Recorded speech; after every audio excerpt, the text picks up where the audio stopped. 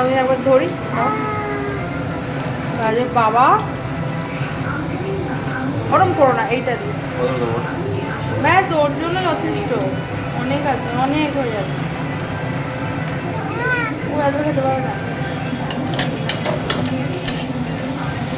আজ বড় শেফ রান্না করছে আমাদের, বলো।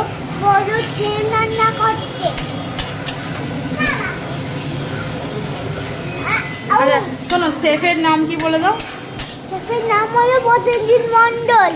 হ্যাঁ, আজ শেফ প্রসেনজিৎ মণ্ডল আমাদের জন্য চাউমিন রান্না করছে, ঠিক আছে? আমরা আজ চাউমিন খাবো শেফ প্রসেনজিৎ মণ্ডলের হাতে।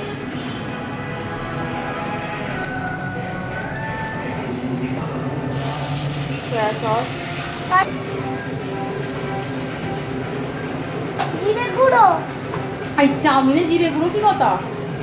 জিরে এ গুঁড়ো তো আরো বড় শেফ, জিরে চাউমিনে জিরে গুঁড়ো দিয়ে দেবে। জিরে গুঁড়ো দিল। এবার